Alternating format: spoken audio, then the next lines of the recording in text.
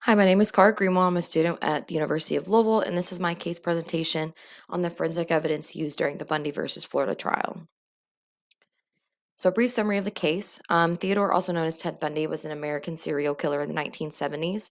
He is suspected of killing at least 100 women, although the exact number of victims is unknown. His crimes began in the state of Washington and soon spread to other states such as Utah, California, and Colorado, which is where he escaped from authorities twice and then fled to Florida. It was during his brief time in Florida from December 1977 to when he was arrested February 1978 that he assaulted at least five women, including the murder of two women, Lisa Levy and her roommate Martha Bowman, as well as one girl, 12-year-old Kimberly Leach. Evidence found on Lisa Levy's body provided vital information that's going to ultimately lead to the conviction of Ted Bundy. So, the type of forensic evidence used during this trial is going to be forensic odontology, specifically bite mark analysis. And I want to note the image below on the slide. Now, this is a photo taken at the crime scene of the bite mark left on the left buttock of the victim, Lisa Levy, which is going to prove very vital in the trial, testimony, and conviction of Ted Bundy. Ted Bundy was known for wiping a crime scene completely clean and taking the murder weapon with him, which left no conclusive evidence that could tie Ted to any of the suspected murders in the West up until his crimes in Florida. It was in the case of the Kyle Mega house murders at Florida State University, where traces of blood, semen, and smudged fingerprints were found, but did prove to be inconclusive and could not be proved to be Ted's. It wasn't until officers identified two bite marks on the victim, Lisa Levy, at the crime scene, as I mentioned in the previous photo. Um, there was one on the breast and a more distinct one on the left buttock. So, what is a bite mark technically? So, this in the source, MODAC classifies bite marks as superficial abrasions or subsurface hemorrhage or bruising of the skin, which is a pattern of injury that is affected by the force and length in the time of bite. So, generalized methods of collection include demographics. So, you want to take the name, age, and gender of the victim, as well as the location of the bite mark. So, you want to note the anatomic location as well as the description of the surface. So, is it flat, curved, or irregular? You want to describe the shape. Is it round, ovoid, crescent, or irregular? As well as noting the color and the size and the type of injury. So is it petecia, contusion, abrasions, laceration?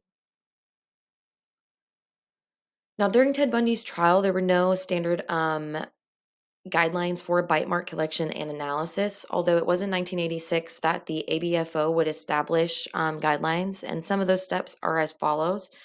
The first is photography, which is the most important piece of evidence to ensure accurate documentation.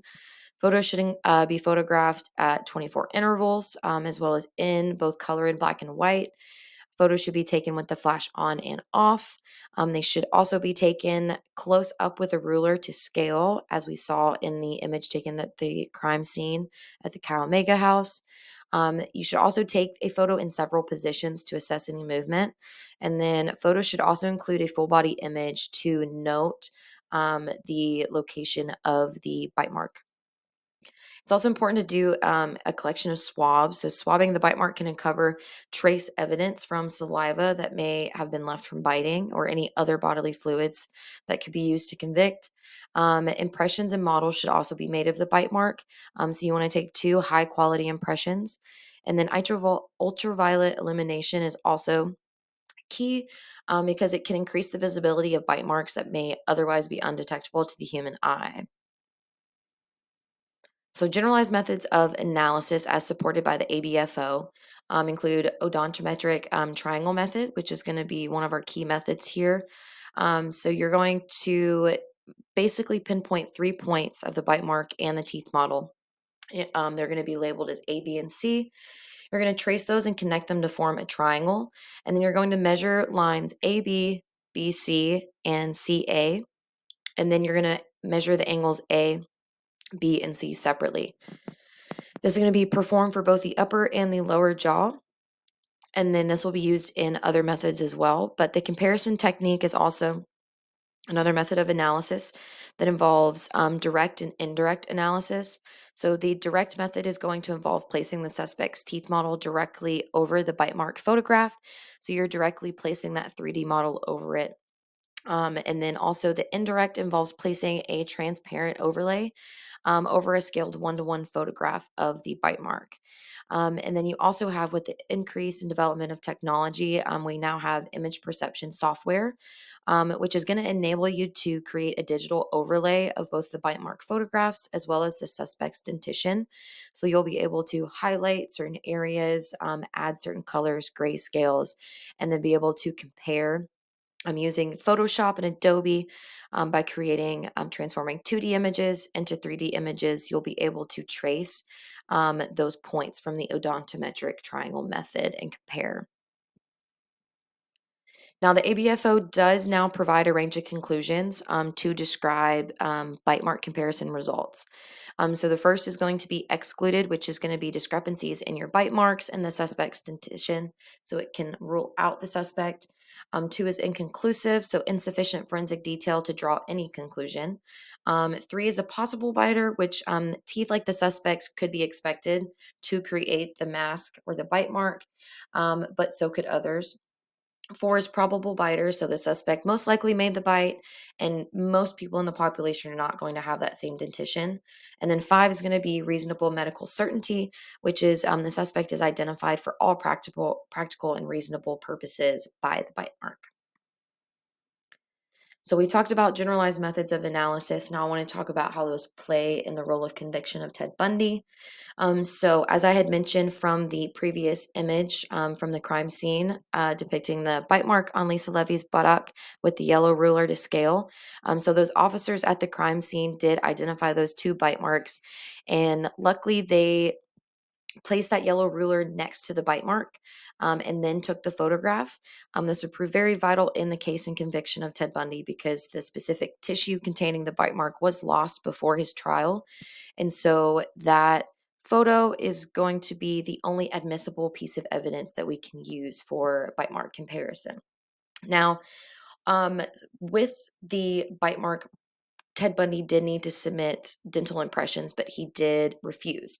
So investigators did have to get a warrant, and they were afraid that if Bundy knew or was aware that they were coming to get those dentitions, those impressions, he would file his teeth off. So they surprised him and then brought in Dr. Richard Savion.